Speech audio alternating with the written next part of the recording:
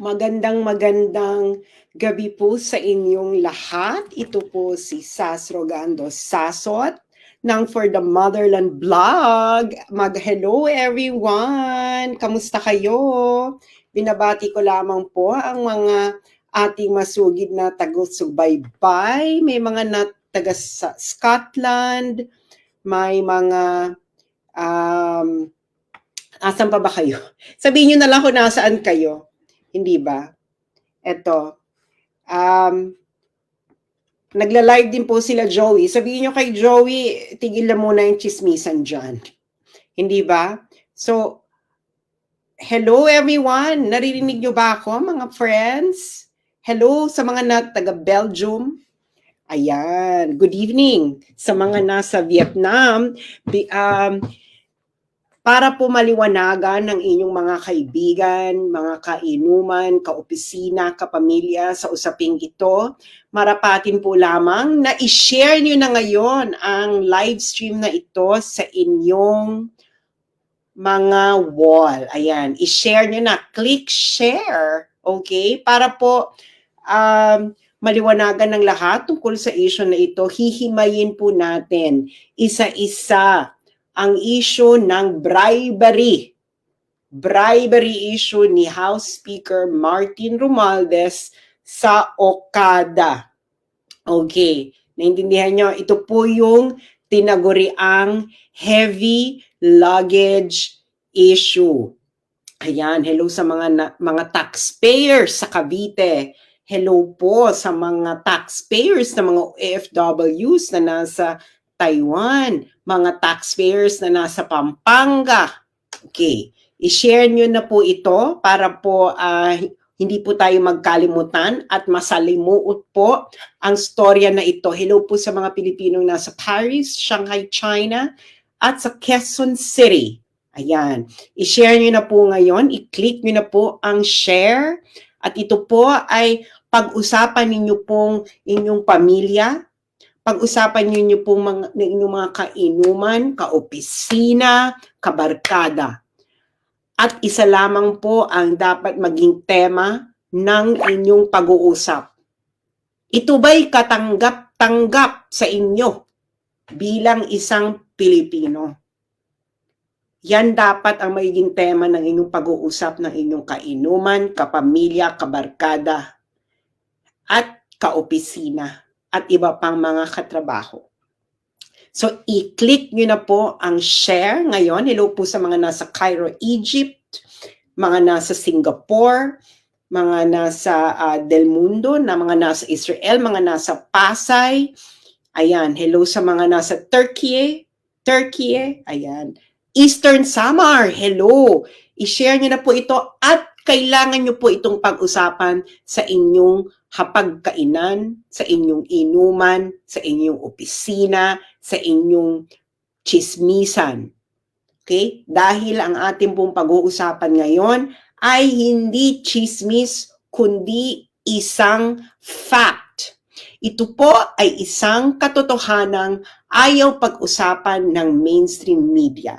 Hello po sa mga taga Cebu, Bulacan, Sweden, Bucharest, Hong Kong, Antipolo, Cebu at Davao City. I-click nyo na po ang share para po tayo ay hindi magkalimutan later on. Ayan, hello po sa mga nasa Athens, Greece, sa mga nasa Doha, Qatar, hello! At mga nasa Italy. Ayan. At of course, ang mga nasa Kingdom of Saudi Arabia, nandyan din po sila, gising na gising. Ang mga taga-Taguig, taga-Connecticut, United States, gising na gising din. Ang mga nasa Santa Rosa, Laguna, mga nasa Kuwait, at mga nasa Norway, at mga nasa Subo. Ayan. I-share nyo na po ito ngayon at huwag nyo pong kakalimutan na ituloy ninyo po ang discussion sa inyong inuman, hapagkainan, opisina, at iba't iba pang mga talakayan na pwede ninyong gawin sa inyo, mga taong nakapaligid sa inyo. At isa lamang ang tema ng inyong pag-uusap. Tama ba ito? Katanggap-tanggap ba ito sa inyo bilang Pilipino? At ito po ay dapat bang tularan ng inyong mga anak. Hello sa mga nasa Kuwait, mga nasa Maldives, nasa Saudi Arabia, nasa Bulacan, nasa Germany, nasa Netherlands, nasa Winnipeg, Canada, nasa United Kingdom, of course, ang mga nasa Japan. Speaking of Japan, ako relevant ito sa Japan, at nasa Portugal, at mga nasa Makati, at nasa Montreal. Ayan. Okay, sisimulan na po natin. Okay? Sisimulan na po natin ang talakayan ng Okada bribery issue. Hello sa mga nasa Hong Kong. Paano ko ba makakalimutan mga nasa Hong Kong at Glendale, California, at of course, mga nasa Rome, Italy at Australia. Click share nyo na po ngayon. Click share. Okay, pag-uusapan na po natin ang Okada bribery issue ni Martin Romualdez na ayaw talakayin ng mainstream media. Kayo na po ang bahalang magdesisyon kung bakit ayaw itong talakayin ng mainstream media. Pero dahil wala po tayong takot, ito po yung ating tatalakayin ngayon. Ano ba itong bribery issue ni Martin Romualdez? Okay.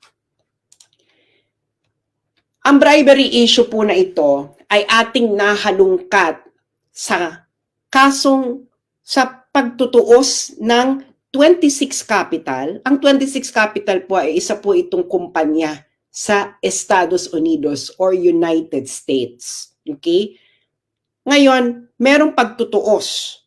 Okay? Court case ang 26 Capital laban sa Tiger Resort Leisure and Entertainment Incorporated. Okay. Sa mga hindi po nakakaalam kung ano po ang Tiger Resort Leisure and Entertainment Incorporated, ang Tiger Resort Leisure and Entertainment Incorporated po ay under ng Universal Entertainment at sila po ang may-ari ng nagpapatakbo ng Okada Manila. Okay, nagkakaintindihan po tayong lahat. Okay? Yung mga vlogger po sa YouTube na gustong i-reblog ang aking content ngayon, you are free to do so. Okay, you are free to do so. Okay, so i-share nyo lang po muna ito, yung mga kakadating pa lang. Nagkakaintindihan ba tayo? Okay, ulitin natin ha, para malinaw. Ang bribery issue ni House Speaker Martin Romualdez ay lumabas dahil sa kasong isinampa ng 26 Capital, isang kumpanya sa United States laban sa Tiger Resort Leisure and Entertainment Incorporated. Ang Tiger Resort Leisure and Entertainment Incorporated ay under ng Universal Entertainment na may-ari ng Okada Manila. Okay. Following? Okay. Click share po yung mga kararating pa lang. Click share. Ngayon, okay, ito yung kaso, no? Isinampa ito ng 26 Capital. Ang 26 Capital ay isang American company. Isinampa niya to sa US. Ito ay isinampa niya sa Court of Chancery of the State of Delaware. Ang Delaware po ay isang state sa United States. Kakaintindihan ba tayo? Okay. Ngayon, get pen and paper. Okay? Lahat, kumuha na kayo ng papel at pen, pencil, whatever, or sa cellphone ninyo. Isulat ninyo ito. C.A.2023-0128-JTL. Dahil yan po ang reference ng kaso na ito sa Court of Chancery of the State of Delaware. Yang may naka-box na nakalagay sa loob ng pulang box. Isulat nyo na yan, screenshot nyo, para mamaya ma-google nyo at mabasa nyo ito. Ito po ay mababasa ninyo ang buong kaso, pati ang kasong isinampa ng 26 Capital. Okay. Are you following me, guys? Okay? Sabihin nyo lang sa akin kung hindi nyo maintindihan na dahil tatagalogin ko ang lahat at ito ipapaliwanag ko sa isang payak na pag-e-eksplika para ang bawat isang Pilipino, mapamasa man, mapa-elitista man, mapa-intellectual man o mapatambay ay maintindihan ito ng buong-buo Kaya i-share nyo na ito. Okay. Ngayon, ano ang gusto ng 26 Capital na isang American company mula sa Tiger Resort Leisure and Entertainment Incorporated sa isinampa nitong kaso sa Court of Chancery, State of Delaware? Ang gusto ng 26 Capital ay ang tinatawag na specific performance of closing the Special Purpose Acquisition Company, o tinatawag na SCAP, sa pagitan ng 26 Capital at ng Tiger.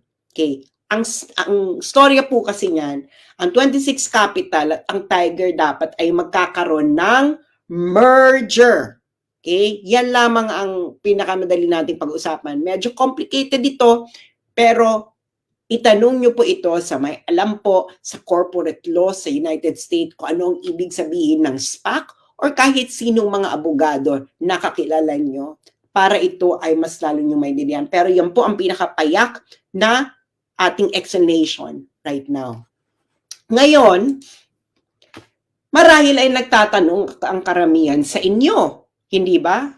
Ang tanong ninyo ngayon, lahat siguro ito ay logical na tanong, ano kinalaman dito ni House Speaker Martin Romualdez?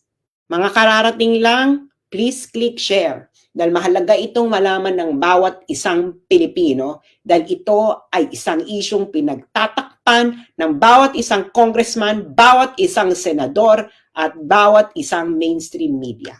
So ito ang tanong, anong kinalaman dito ni House Speaker Martin Romualdez? Siyempre, di ba? Anong kinalaman niya dyan?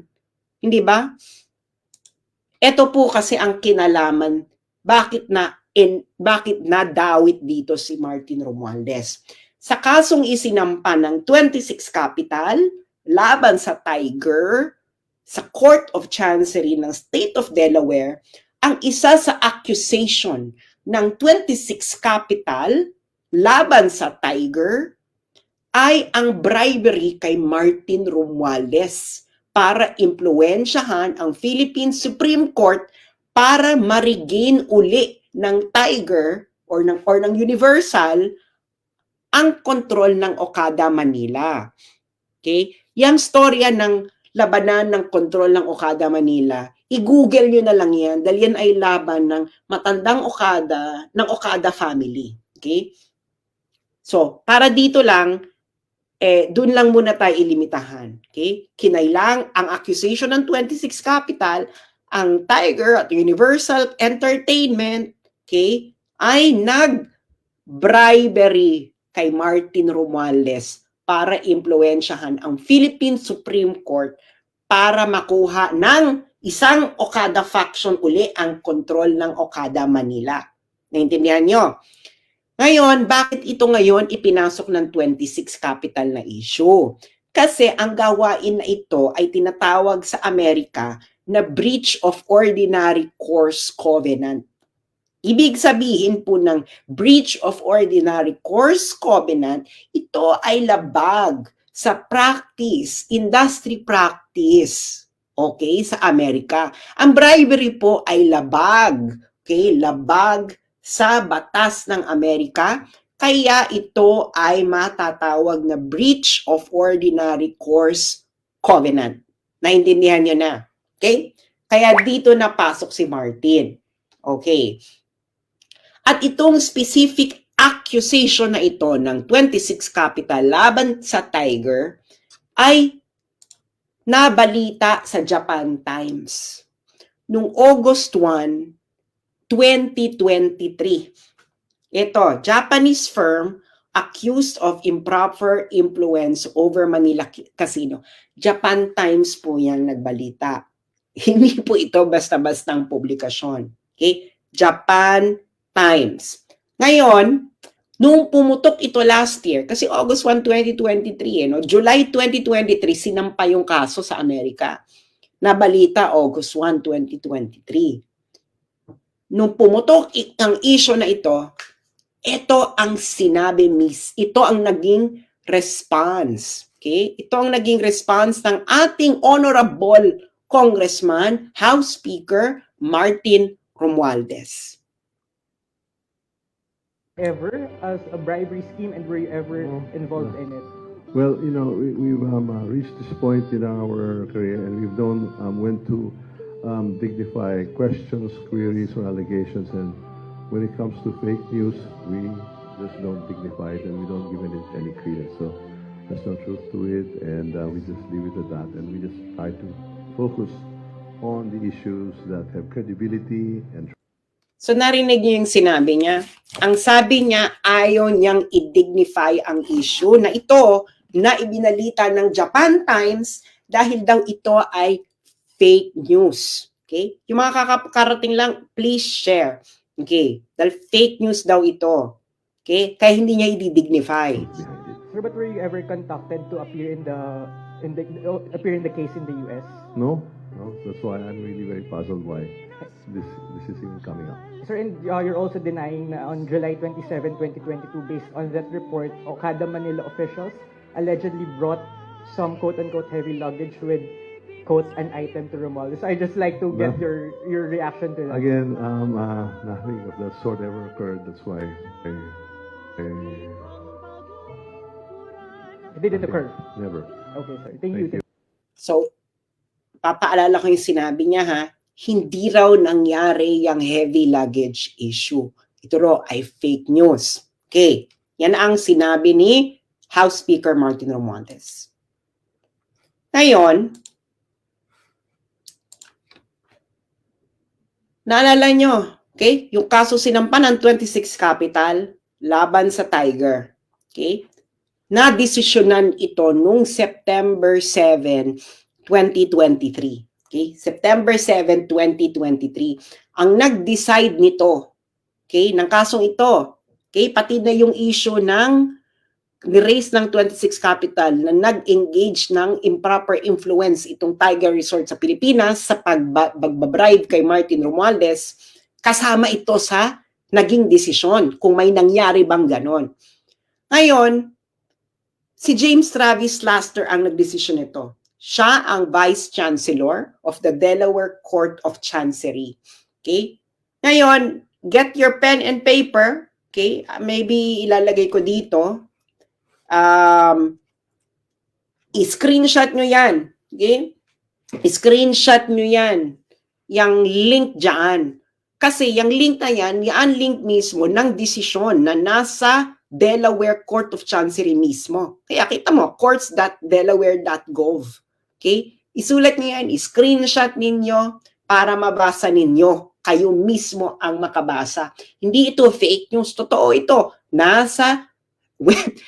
It is a decision na sinulat ni James Travis Laster, Vice Chancellor of the Delaware Court of Chancery. Ito po ay korte sa Amerika. Okay? Korte po ito sa Amerika. Yan, screenshot nyo yan. Okay? Yung mga kakarating pa lang, please, please, please, click share. Pag-usapan nyo itong kayong magpapamilya. Okay. Now, let's now go to the decision. Okay?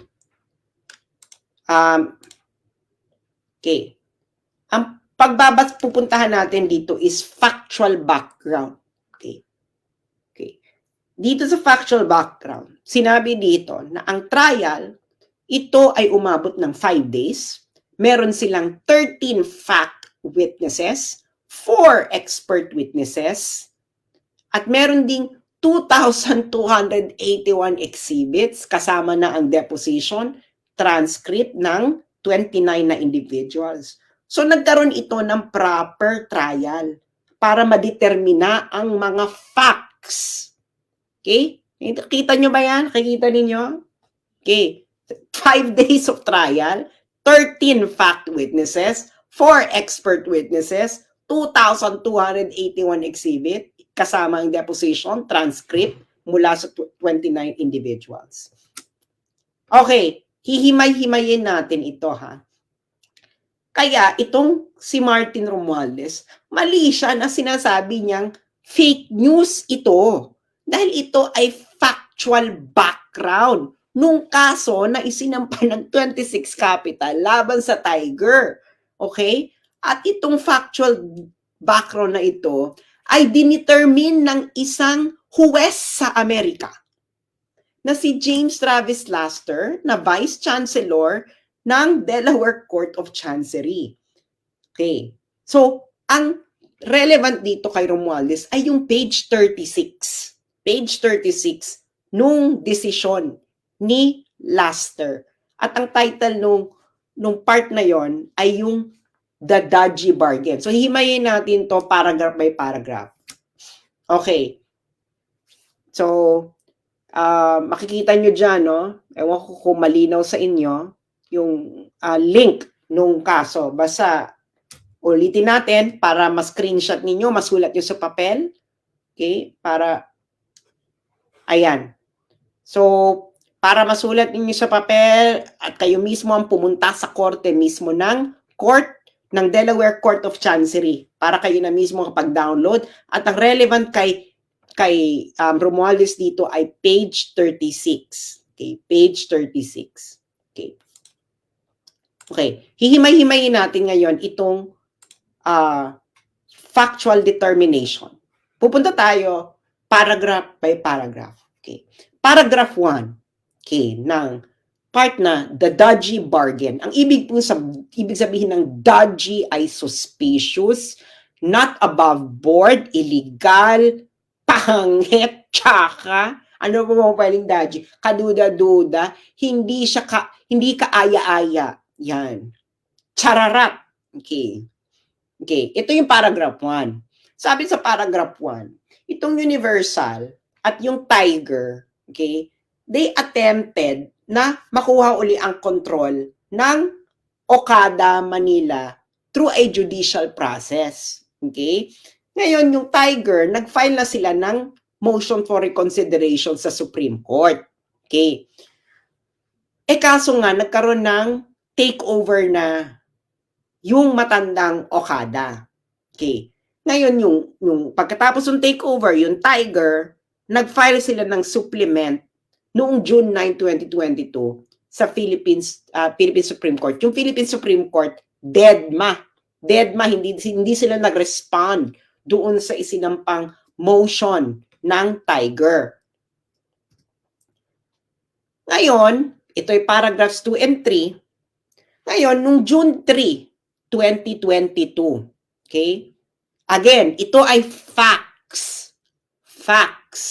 Okay, na dinitermina ni James Travis Laster, Vice Chancellor of the Delaware Court of Chancery, sa isang hearing, totoong trial, hindi ito kangaroo court na katulad sa Philippine Congress.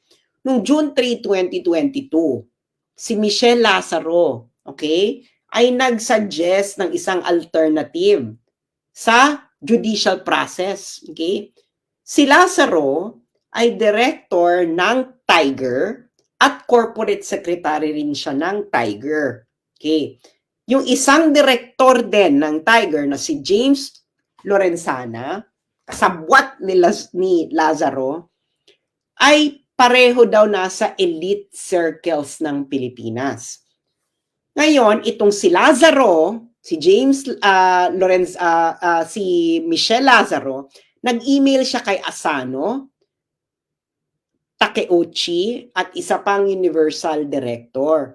In-explain ni Michelle Lazaro sa mga Hapon na ito, okay, na siya, si Michelle Lazaro at si James Lorenzana ay may isang relasyon sa isang common friend na isa daw key figure sa Philippine politics na tumulong na rin daw dati sa Universal. Okay? At ito raw ang best option ng Universal para makuha uli ang kontrol ng Okada. Okay. Yung batang Okada yan. Okay. Ngayon, ang sabi ni Michelle Lazaro sa email, the key person, our common friend, feels that my involvement moving forward is indispensable, such that he was reluctant to provide further assistance or to pursue any potential partnership unless her concerns were addressed. So ang sabi ni Michelle Lazaro, kailangan si Michelle Lazaro sa deal na ito. So ang ibig sabihin niya kung anong kailangan involved si Michelle Lazaro, yan ang sinabi daw sa kanya ni Martin Romualdez. Ano ang evidentiary? Anong evidence ang nakuha nila dito? Yung email mismo ni Michelle Lazaro. Okay? Kasi sa Amerika po, meron pong tinatawag na discovery proceedings. Okay? Ibig sabihin ng discovery proceedings, lahat ng evidence na kailangan mo sa kalaban mo ay pwede mo makuha, emails, text, etc. Kaya nakita nyo yung ano ni Amber Heard saka ni Johnny Depp, may discovery proceedings yun. Kaya nga, di ba, ang daming evidences na alam nila pareho. Kasi yon saka may nakita pa, di ba, may mga lumabas pa mga text messages si Johnny Depp, si Amber Heard, ayun ay nakuha through discovery proceedings. Okay. Ngayon, ang sabi ni Michelle Lazaro, ang common friend daw na yon, okay, ay si Martin Romualdez, Speaker of the House for the Philippines. Ito ang sinulat mismo ni James Travis, Vice Chancellor ng Delaware Court of Chancery. Ang common friend daw ay si Martin Romualdez, na Speaker of the House for the Philippines, nephew by blood ni Philippine First Lady Imelda Marcos, nephew by marriage ni former Philippine President Ferdinand Marcos, pinsan ni Philippine Senator Amy Marcos, at pinsan din ni Ferdinand Bongbong Marcos. Okay? Yang JX674 na yan, evidence yan. Okay? Yan ang source ng evidence na nakita ni James Travis Laster. Kaya nga pag pumunta tayo sa Delaware at pinakuha natin ang buong kopya ng buong kaso, makikita natin lahat. Pero dito muna tayo mag-focus sa desisyon. Okay. Ngayon, sabi pa ng ang nakalap na fact ng Vice Chancellor ng Delaware Court of Chancery para ma-confirm ni Lazaro ang kanyang connection. Itong si Lazaro, Michelle Lazaro, nag-text siya kay Takeuchi, yung Hapon, no, ng Universal, ng 2 pictures ni Lazaro kasama si Romualdez. Okay. Ngayon, sabi daw ni Lazaro sa text, yung pangatlong individual doon sa picture ay ang chair ng Philippine Gaming Commission. Sino yan? Si Altenco. Okay. Ngayon, sino to si Michelle Lazaro at James Lorenzana? At bakit nga ba ito malapit kay Martin Romualdez? Okay. Itong si Michelle Lazaro ito ay anak ni Lolong Lazaro na isang close friend ni Martin Romualdez. Okay, i-google nyo ito. Nung namatay si Lolong Lazaro, itong si na tatay ni Michelle Lazaro, itong si Martin Romualdez ay nag-deliver pa ng eulogy sa pagsalamay ng tatay ni Michelle Lazaro. Itong si James Lorenzana ay fraternity brad ito ni Martin Romualdez sa Upsilon Sigma Phi. Kaya ganyan sila kalapit kay Martin Romualdez. Okay. Paragraph 5. Ngayon, yung email ni Lazaro ay meron daw term sheet. Okay, ito ang mga demands ni Lazaro. Dapat si Lazaro at Lorenzana ay kailangan tumanggap sa Tiger ng $35,000 per month. Okay. Ito yung mga condition ni Michelle Lazaro para si Martin Romualdez ay tumulong. Okay? Ay tumulong. Okay? Kailangan daw si Lazaro Lorenzana ay magkaroon ng bayaran ng $35,000 per month net of taxes. Ibig sabihin, kailangan bawas na yan ng tax, 35,000 net na yan.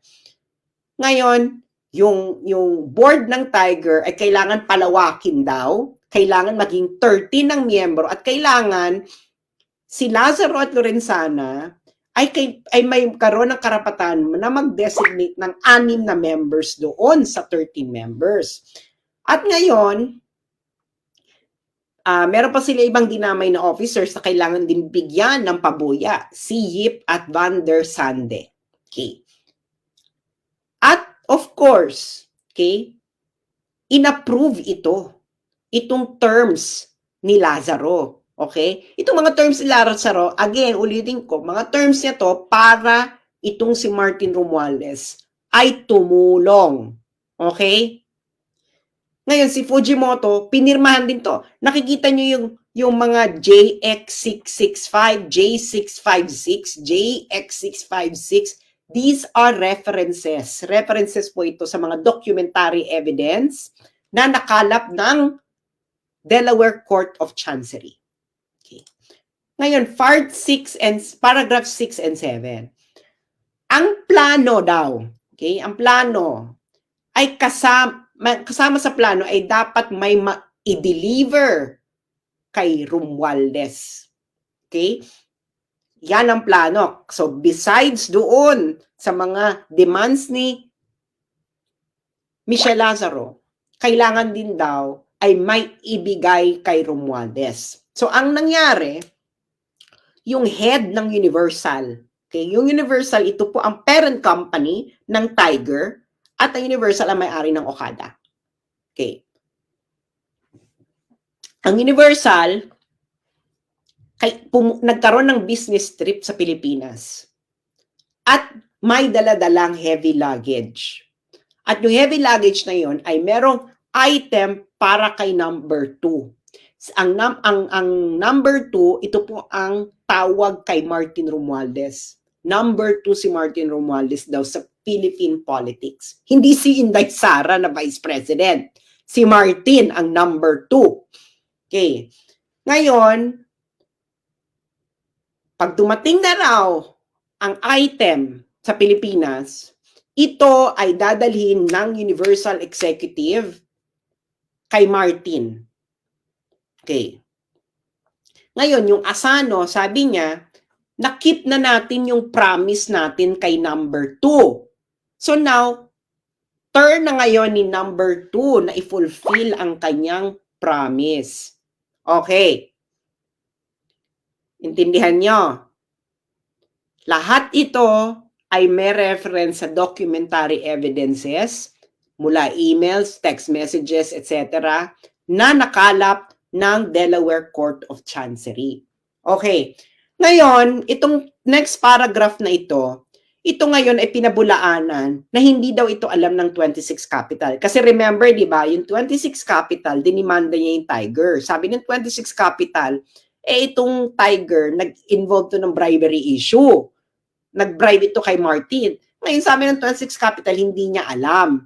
Ngayon, itong next paragraph na ito, ang sabi, imposible hindi alam ito ng 26 Capital. Kasi, nag-email pa si Lazaro, Michelle Lazaro. Okay? At yung nag-text pa sila doon sa may-ari ng 26 Capital na si Ader. At yung text, itong sinasabi, Universal Entertainment has enlisted significant political support from a very high level of the Philippine government with compensation of the arrangement, all tied to taking back control of this casino. Ano sa Tagalog to? Yung text doon sa may-ari ng 26 Capital, ang sabi, itong Universal Entertainment na may Okada ay kukuha ng suporta, significant political support, kukuha ng significant political support mula sa isang high-level Philippine government official para makuha uli ang Okada, ang kontrol ng Okada. Yung JX647 na yan ang documentary evidence. That's the text evidence na nakalap ng Delaware Court of Chancery sa mga cellphones nila, no? Okay. Ngayon, ato na nga, etong si Romualdez, okay, kasabwat siya, alam ito ng lahat, okay? Kaya nga, okay, noong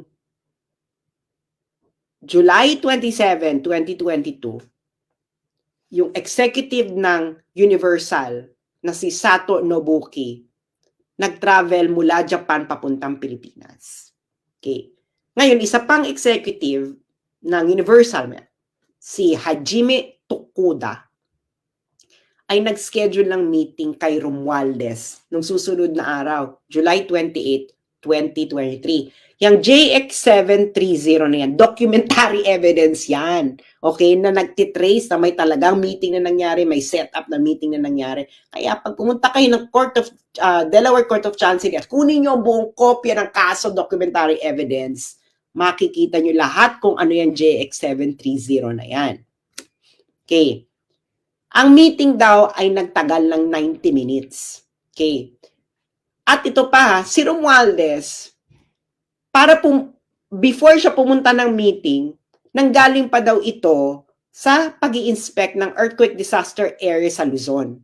Noong July, yung araw na yan, totoo, si Romualdez ay, I think, nasa Northern Luzon. May earthquake yan, di ba? I think he was maybe in Abra or Ilocos, somewhere in the north, nandun siya, nag-i-inspect. So pagtapos na mag-inspect, pumunta ngayon siya dito para i-meet niya itong mga Hapon para kunin niya ang kanyang heavy luggage. Okay.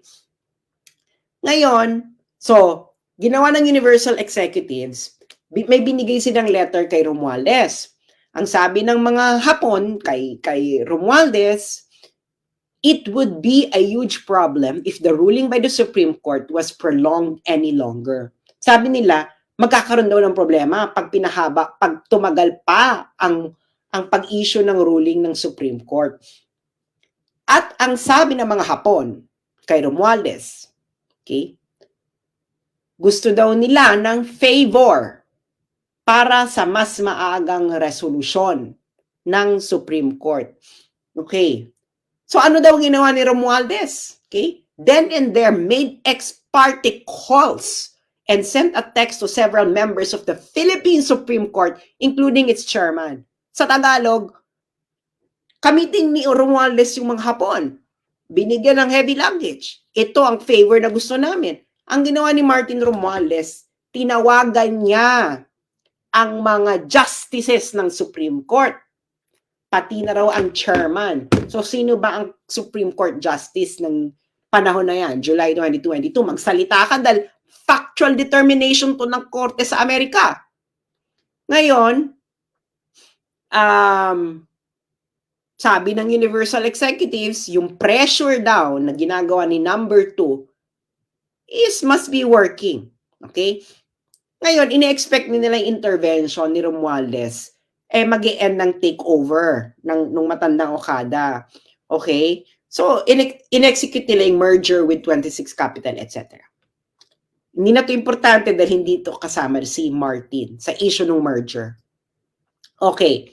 Sabi ni James Travis Laster, no one addressed the legality of this type of arrangement in the Philippines. Kasi illegal to sa Amerika. Okay? Naintindihan niyo yung sinabi ng judge sa Amerika? Walang nag-address kung ito ba ay legal sa Pilipinas. Malamang illegal sa Pilipinas, hindi ba? Pero itong si Lazaro at Lorenzana, nakabarkada ni Martin Romualdez, ay nag-broker ng dodgy bargain. Ibig sabihin ng dodgy bargain, illegal na bargain. Okay? Na kung saan, in-offer nila sa Tiger, sa may-ari ng Okada, na magi-intervene si Martin Romualdez. Basta si Lazaro at Lorenzana ay bibigyan ng increased control ng Tiger, babayaran ng 35,000 per month, magkakaroon ng maipapasok silang mga tao sa Tiger Corporation at ang pinakahuli ay dapat may ibigay kay Romualdez. Uulitin ko, ito ay factual determination na ginawa ni James Travis Laster, Vice Chancellor of the Delaware Court of Chancery. Ngayon, eto na ang maganda. Noong trial daw, ito paragraph 13, noong trial daw, itong Universal, yung mga Hapon, okay? Iniiwas nila na bribery yung ginawa nila, na yung heavy luggage ay bribery kay Martin Romualdez. Okay. Sabi nung mga Hapon, ng mga witnesses, yung heavy luggage daw ay mga dokumento lamang daw ang laman. Ito daw ay document ng mga court cases. At kailangan daw itong dalhin by hand, okay? Kasi wala daw printer. Wala daw printer ang Tiger. Okay? Kasi yung Tiger, nung nasipa sila sa Okada, ng matandang Okada, nawalan na raw sila ng printer. Kaya kailangan daw, i-print daw ng mga Hapon sa Japan ang kopya ng mga kaso at i-deliver sa loob ng luggage. Anong sabi ni James Travis Laster sa palusot na ito ng mga Hapon na witnesses? Anong sabi ni James Travis Laster? Ayan, inilagay ko sa pulang box. The testimony was not credible. Sabi niya, hindi credible na ang testimony ninyo na ang heavy luggage ay hindi bribery. Yun ang ibig sabihin nun. Bakit? Sabi ng judge. Una, sabi ng judge ni James Travis Laster, ang mga lawyers ninyo may printer. So bakit kailangan nyo mag-print sa Japan? Number one. Second reason ng judge, ang Philippine law naman, pinipermit ang electronic versions ng mga kaso. So bakit kailangan nilang i-print, di ba? Pwede naman ang electronic version sa under Philippine law. Pangatlo, nag-file na raw ang Universal ng mga documents, okay, para sa lawsuit. So bakit pa kailangan nyo mag-print? Ikaapat, ngayon, bakit ang senior executive ng Universal ang kailangan magdala ng mga printed documents papunta dito kay Romualdez? Meron naman kayong courier. Ikalima, sabi ng judge, yung mga emails ninyo sa Universal, ang sabi ninyo, yung daladala ninyo ay item. Ito ay napaka-weird na word para sa documents. Actually, yung mga emails daw Universal, punong-puno daw ito ng mga codes katulad ng heavy luggage. Si Martin Romualdez ang tawag number 2. Okay? Bakit kailangan yung magkaroon ng maraming katsakahan na iba't ibang words para lang sa court documents? Kung court documents talaga yan. At ito ang pinaka sinabi ng judge. Noong minute ng Universal Executives, ng mga Hapon, si Romualdez, ipinakita nila nga ang letters ng 26 Capital at isang pang kumpanya tungkol sa deal. Pero ang mga letters naman yun ay hindi mabigat. Kaya, itong si James Travis Laster, ang kanyang factual determination, ang heavy luggage na yan, ay part ng dodgy bargain. Sa madaling salita, ito ay bribery. Gusto ko lang sabihin mga kababayan, na sa trial na ito, hindi nag-deny ang mga Hapon na minit nila si Martin Romualdez noong July 2022 at meron silang dalang heavy luggage. Hindi nga, nagpalusot nga lamang ang mga Hapon na ito sa judge sa Amerika na ito hindi bribery. Pero hindi naniwala dito ang judge sa Amerika. Kaya mga kababayan, nakakalungkot ito. Sangkot dito ang Korte Suprema, sangkot dito ang House Speaker ng Pilipinas, at of course, ang presidente ng Pilipinas, yung pinsan mo, tinotolerate mong ganito. Ito ba ang bagong Pilipinas, Bongbong Marcos? Ito ay kaso, factual determination, na ginawa sa isang korte sa Amerika at hindi sa mga kangaroo court ninyo. At itong pinaka nakakalungkot na sinabi ng judge sa Amerika na si James Travis Laster. Ang sabi niya dito, ang mga outcomes daw sa Philippines, sa Philippine courts, ay naaapektuhan ng political influence. Kaya itong 26 Capital, parang kung dalhin mo to sa Pilipinas, wala ring mangyayari.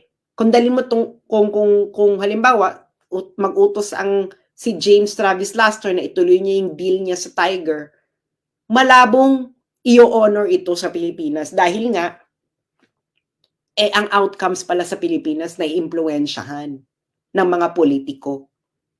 At yung mga kalaban daw nitong 2026 capital, gumawa na nga ng dodgy bargain or bribery para makuha yung political influence. So, porke pa?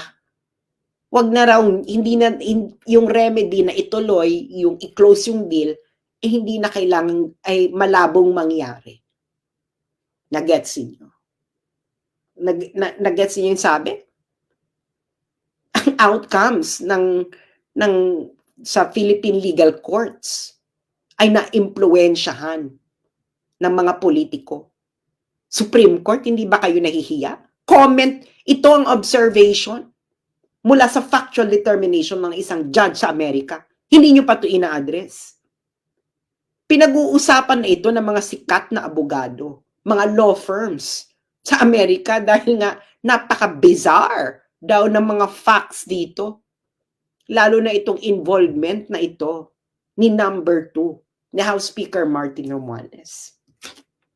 So ang tanong ko mga kababayan, sino ngayon ang fake news sa bribery issue? Ang laway ni Romualdez o ang factual determination ni James Travis Laster na Vice Chancellor of the Delaware Court of Chancery? Sino? Sino ang fake news?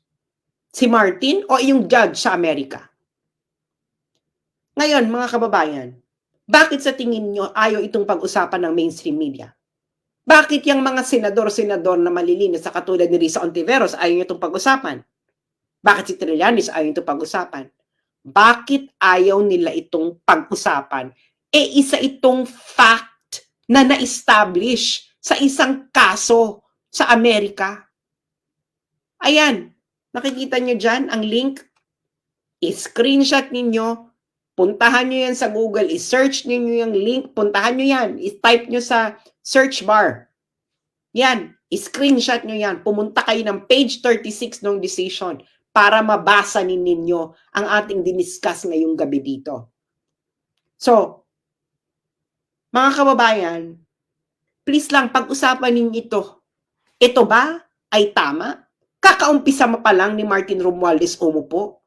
Ang ginawa niya na ginamit niya ang kanyang pwesto para siya ay magpayaman. This is plunder. Kakaumpisa mo pa lang, Martin Romualdez. Nag-commit ka na ng plunder. July. My God, hindi pa umiinit yung titi mo dyan sa Kongreso, ginamit mo na yung posisyon mo para sa corruption. Ang sama ng ugali mo. Tang-ina ninyong mga Marcoses at Romualdez. Ang dapat sa inyo ay dapat gawin sa inyo ng mga Pilipino ang hindi nila nagawa nung EDSA 1. Wala na sanang Hawaii na mangyari. Kung papalarin ang mga Pilipino na maglakas sila ng loob para masipa uli kayong mga magnanakaw na mga Marcoses at Romualdez. Napaka-corrupt ninyo. Tang-ina. Ayan na, puntahan nyo yan. I-screenshot nyo yung link na yan, i-search ninyo yan, puntahan nyo yung page 36. Tanungin ninyo mga sarili ninyo, bakit tahimik ang Catholic Church tungkol dito? Bakit tahimik ang mga elite na schools, Ateneo, UST, Lasal? Kasabwat na ba kayo ng mga pagnanakaw ng mga Marcos at Romualdez? Mga mainstream media, ba't tahimik kayo? Fact ito eh. Determined by a US judge na nagkaroon ng trial, nagkaroon ng evidence, ng mga documentary evidences. Ayun lang po, maraming salamat mga kababayan. At sana, screenshot niyo yan, basahin niyo yan, page 30, pag-usapan niyo ito, i-share niyo itong video na ito, puntahan niyo yung desisyon na yan sa korte mismo ng Delaware. Maraming salamat po at magandang gabi.